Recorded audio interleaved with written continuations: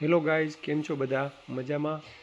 તો આજે આપણે યુડાઇસ પ્લસની અંદર નવા આવેલા વિદ્યાર્થીને કઈ રીતે ઇનપુટ કરવા એટલે કે એડ કરવા, એલસી લઈને આવેલા વિદ્યાર્થીને તેના વિશે માહિતી મેળવીએ. તો સૌપ્રથમ આપણે યુડાઇસ પ્લસ ખોલીએ. યુડાઇસ પ્લસ ખોલ્યા બાદ આપણે યુડાઇસ સ્કૂલ ડેટા તેના ઉપર ક્લિક કરીએ. ક્લિક કરતાં ત્યારબાદ અહીંયા સ્ટુડન્ટ મોડ્યુલ છે તેના પર ક્લિક કરીએ. સ્ટુડન્ટ મોડ્યુલ કર્યા પછી આપણે સ્ટેટ સિલેક્ટ કરવાનું છે, તો તેમાં સ્ટેટ સિલેક્ટ કરીએ ગુજરાત અને ગો કરીએ. તો આ રીતનું જે છે તે ખુલશે. તેમાં યુઝરનેમ અને પાસવર્ડ છે તે આપણે નાખીએ, યુઝરનેમ અને પાસવર્ડ. ત્યારબાદ કેપ્ચા નાખીએ.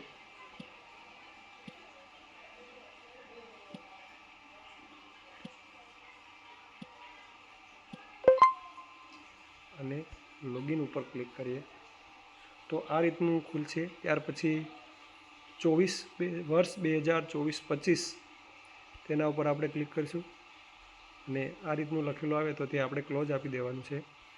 ત્યાર પછી અહીંયા એક ડાબી સાઈડ જે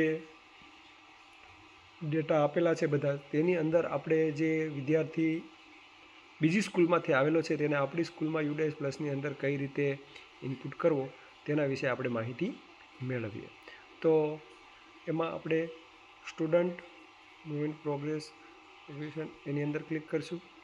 તો એમાં ઇનપુટ મોડ્યુલ એવું લખેલું આવે છે. તો ઇનપુટ મોડ્યુલની અંદર ક્લિક કરતાં આ રીતના 3 ઓપ્શન આવશે: ઇનપુટ, પછી ઇનપુટ આઉટસાઇડ સ્ટેટ અને ડ્રોપ બોક્સ અને ઇનએક્ટિવ સ્ટુડન્ટ લિસ્ટ.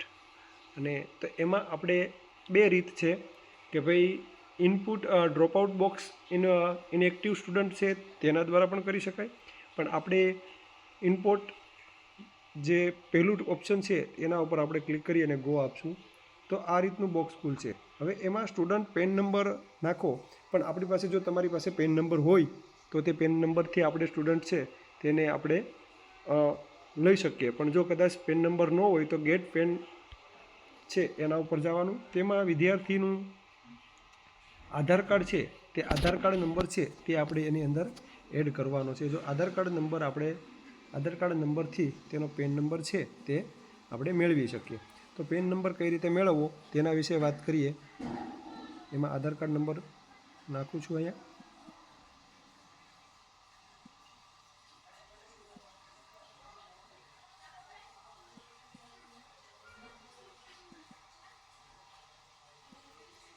એ નાખ્યા પછી એના જન્મનું યર કયું વર્ષ છે તે નાખીએ આપણે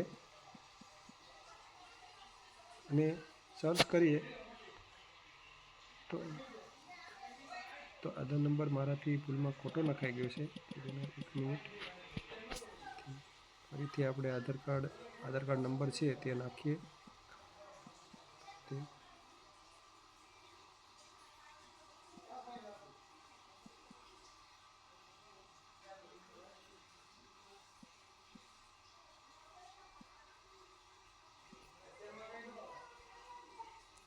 તો આ રીતનું ખોલીએ તો અહીંયા એની જન્મ તારીખ અને તેનો પેન નંબર છે તે બંને વસ્તુ છે તે આવી જાય છે.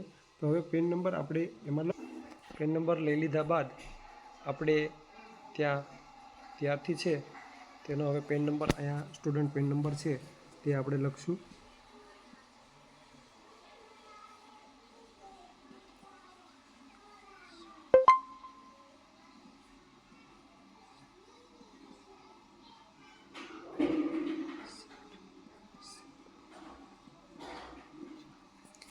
આ રીતે ત્યાંકા બાદ અહીંયા વિદ્યાર્થીની આપણે જન્મ તારીખ એડ કરીશું.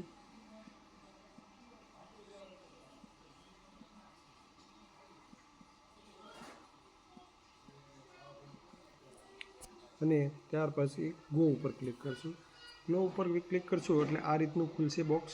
હવે મારે આ વિદ્યાર્થી છે ઓલરેડી તે એક્ટિવ જ છે, આમાં તમે લઈ લીધેલો છે એટલે આ રીતનું બોક્સ ખોલશે. અને ત્યારબાદ એક ઓપ્શન આવશે કે ભાઈ વિદ્યાર્થીનું એડમિશન નંબર એટલે કે એડમિશન તારીખ, તો એ આપણે નાખશું. એટલે વિદ્યાર્થી છે તમારે જે વિદ્યાર્થી બહારથી આવેલો છે એ વિદ્યાર્થી તમારા U'+ અંદર એડ એટલે કે ઇનપુટ થઈ જશે. તો હેલો મિત્રો, જો મારો વિડીયો બધાને ગમ્યો હોય તો લાઇક, શેર અને સબસ્ક્રાઈબ કરવાનું ભૂલતા નહીં. નમસ્કાર.